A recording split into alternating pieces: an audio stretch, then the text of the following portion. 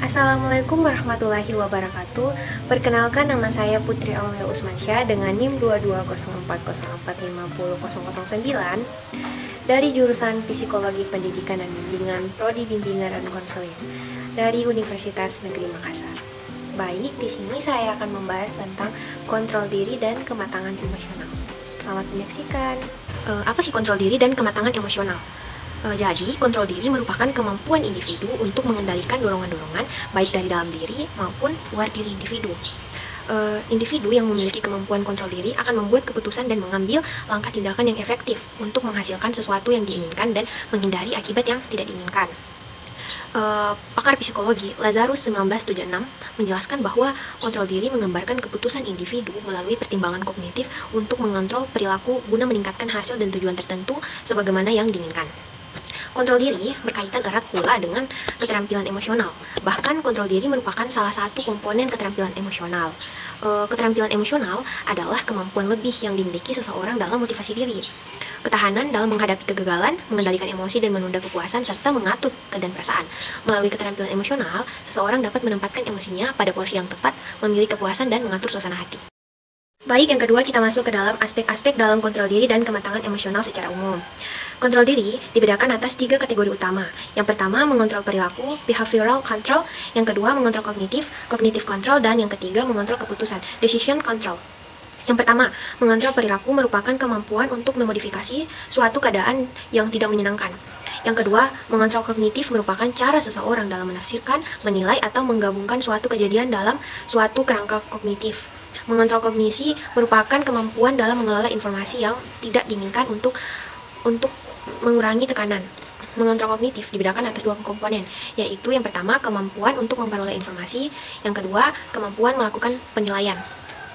Yang ketiga, mengontrol keputusan merupakan kemampuan individu untuk memilih dan menentukan tujuan yang diinginkan. Kemampuan mengontrol keputusan akan berfungsi baik bila mana individu memiliki kesempatan, kebebasan, dan berbagai alternatif dalam melakukan suatu tindakan. Baik, ada pula aspek-aspek kematangan emosional pada individu menurut Jasmine 2007. Yang pertama, sikap untuk belajar, bersikap terbuka untuk menambah pengetahuan, jujur, mempunyai keterbukaan, serta motivasi diri yang tinggi, bisa memahami agar bermakna bagi dirinya.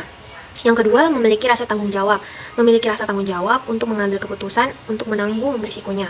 Individu yang matang tidak menggantungkan hidup sepenuhnya kepada individu lain, karena individu yang matang tahu bahwa setiap orang bertanggung jawab atas kehidupannya sehari-hari.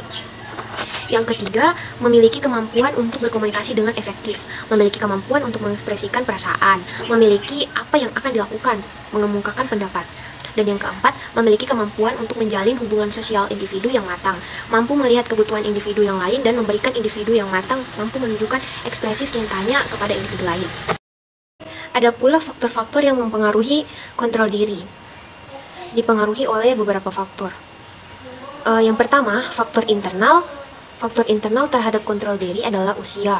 Semakin bertambah usia seseorang, maka semakin baik kemampuan mengontrol diri seseorang itu dari diri individu.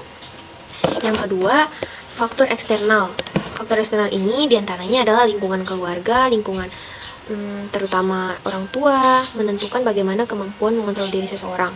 Bila orang tua menerapkan disiplin kepada anak, sikap disiplin secara intens sejak dini, dan orang tua tetap konsisten terhadap semua konsekuensi yang dilakukan anak, bila ia menyimpang dari yang sudah ditetapkan, maka sikap konsisten ini akan diinternalisasi oleh anak dan kemudian akan menjadi kontrol diri baginya. Ada juga jenis-jenis kontrol diri.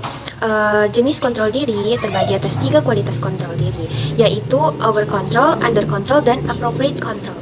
Yang pertama, over control merupakan kontrol diri yang dilakukan oleh individu secara berlebihan yang menyebabkan individu banyak menahan diri bereaksi terhadap stimulus. Yang kedua, under control merupakan suatu kecenderungan individu untuk melepaskan impuls dengan bebas tanpa perhitungan yang masak. Dan yang ketiga, appropriate control merupakan kontrol diri dalam upaya mengendalikan impuls secara tepat. Baik, selanjutnya cara mengembangkan kemampuan kontrol diri. Kontrol diri menggambarkan kemampuan individu untuk mengontrol lingkungan pribadi sebagai kebutuhan instinktif. Ahli-ahli berpendapat bahwa selain dapat mereduksi efek psikologis yang negatif yang bersumber dari stresor lingkungan. Kontrol diri juga dapat digunakan sebagai suatu intervensi yang bersifat pencegahan. Secara umum, strategi untuk memaksimalkan kontrol diri dapat digolongkan dalam 3 kategori. Yang pertama, membuat atau memodifikasi lingkungan menjadi responsif atau menunjang tujuan-tujuan yang ingin digapai oleh individu. Pada prinsipnya, arah ini menempatkan objek sebagai sentral atau pusat pengembangan.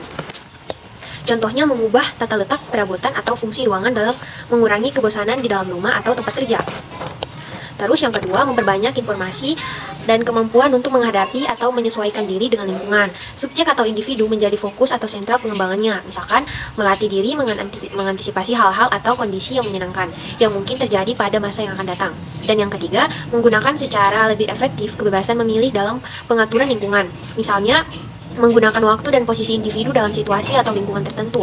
Keluar dari suatu keadaan atau lingkungan pada saat-saat tertentu juga dapat digunakan sebagai alternatif bila mana hal tersebut dipandang lebih baik. Oke, baik, jadi bisa saya simpulkan, kontrol diri menggambarkan kemampuan individu untuk mengontrol lingkungan pribadi sebagai kebutuhan intrinsik. Ahli-ahli berpendapat bahwa selain dapat mereduksi efek psikologis yang negatif yang bersumber dari stresor lingkungan, kontrol diri juga dapat digunakan sebagai suatu intervensi yang bersifat pencegahan. Kontrol diri merupakan kemampuan individu untuk mengendalikan dorongan-dorongan, baik dari dalam diri maupun dari luar diri individu. Individu yang memiliki kemampuan kontrol diri akan membuat keputusan dan mengambil langkah tindakan yang efektif untuk menghasilkan sesuatu yang tidak diinginkan dan menghindari akibat yang tidak diinginkan. Keterampilan emosional adalah kemampuan lebih yang dimiliki seseorang dalam memotivasi diri, ketahanan dalam menghadapi kegagalan, mengendalikan emosi, dan menunda kepuasan serta mengatur keadaan perasaan. Jadi, keterampilan emosional menuntut diri untuk belajar mengakui dan menghargai perasaan diri sendiri dan orang lain dan menanggapinya secara tepat. Kemampuan mengontrol diri perilaku dibedakan atas 2 komponen, yaitu kemampuan mengatur pelaksanaan dan kemampuan mengatur stimulus. Merupakan kemampuan untuk mengetahui bagaimana dan kapan suatu stimulus yang tidak dikehendaki dihadapi. Baik, mungkin sekian sharing dari saya tentang materi yang telah saya sampaikan. Semoga bermanfaat bagi kalian, terutama saya sendiri. Kurang dan lebihnya saya mohon maaf, kekurangan datang dari saya, kelebihan hanya milik Allah Subhanahu wa Ta'ala. Saya undur diri. Assalamualaikum warahmatullahi wabarakatuh.